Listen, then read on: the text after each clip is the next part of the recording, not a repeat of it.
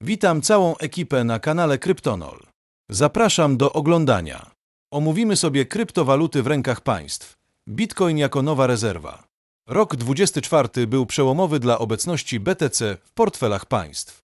Dane wskazują, że rządy na całym świecie zgromadziły łącznie 2,6% całkowitej podaży BTC, co stanowi imponującą sumę ponad 470 tysięcy BTC. Ale czy wszystkie państwa aktywnie inwestują w tę kryptowalutę? Od konfiskat do świadomych inwestycji. Choć może się wydawać, że rządy masowo kupują bitcoin, rzeczywistość jest nieco bardziej złożona. Większość BTC w posiadaniu państw pochodzi z konfiskat związanych z przestępczością kryptowalutową, takimi jak zamknięcie Silk Road czy afera Plus Token. Jednak pojawiają się też wyjątki. Państwa takie jak Salwador, które przyjęło bitcoina jako oficjalny środek płatniczy, świadomie budują swoje rezerwy.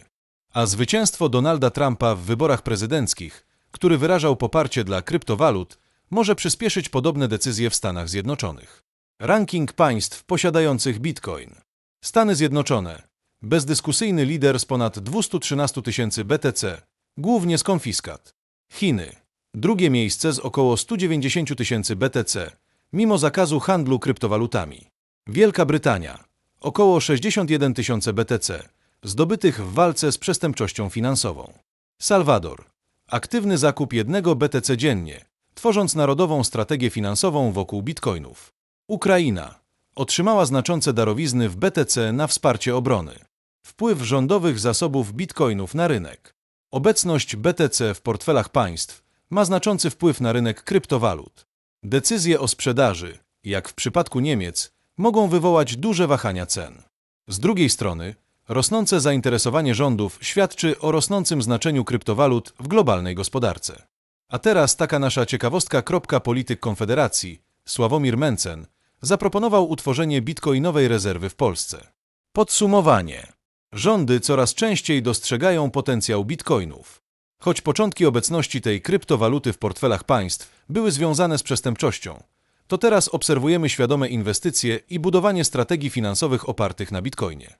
To zjawisko pokazuje, jak technologia blockchain zmienia oblicze światowych finansów. Co to oznacza dla przyszłości? Możemy spodziewać się dalszego wzrostu zainteresowania rządów bitcoinem oraz większej stabilizacji rynku kryptowalut. Bitcoin na rekordowych poziomach. Co dalej?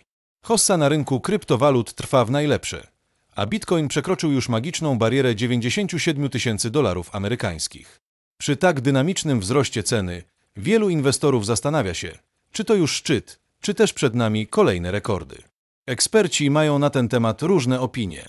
Marcin Tuszkiewicz, analityk i założyciel serwisu Squeber.com, przewiduje, że bitcoin może jeszcze osiągnąć poziom około 113 tysięcy dolarów amerykańskich, po czym możemy spodziewać się pierwszej poważnej korekty. Jego prognoza opiera się na obecnej sile rynku i braku chęci inwestorów do sprzedaży. Z kolei Daniel Kostecki przyjmuje nieco bardziej ostrożne stanowisko. Jego zdaniem decyzja o sprzedaży bitcoinów będzie zależeć od działań banków centralnych. Jeśli zobaczy sygnały wskazujące na zmianę polityki monetarnej, może zdecydować się na zrealizowanie zysków. Co napędza wzrosty bitcoina? Zmiana polityki banków centralnych. Luźna polityka monetarna sprzyja inwestycjom w aktywa ryzykowne, takie jak bitcoin. Halving. Regularne zmniejszanie nagrody za wydobycie bitcoin sprawia, że jego podaż jest ograniczona, co z kolei podbija ceny. Niepewność gospodarcza. W obliczu rosnącej inflacji i niepewnej przyszłości inwestorzy szukają bezpiecznych przystani dla swoich oszczędności, a bitcoin coraz częściej postrzegany jest jako takie właśnie. Dlaczego inwestorzy trzymają BTC? Nikt nie chce przegapić kolejnej fali wzrostów. Wielu inwestorów wierzy, że bitcoin ma jeszcze duży potencjał wzrostowy. Im mniej BTC jest na rynku, tym bardziej rośnie ich wartość. Podsumowanie. Rynek kryptowalut jest niezwykle dynamiczny i trudny do przewidzenia.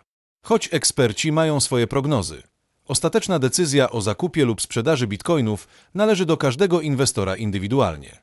Przed podjęciem jakichkolwiek działań warto dokładnie przeanalizować rynek i skonsultować się z niezależnym doradcą finansowym. Dziękuję bardzo i zapraszam na następne filmy.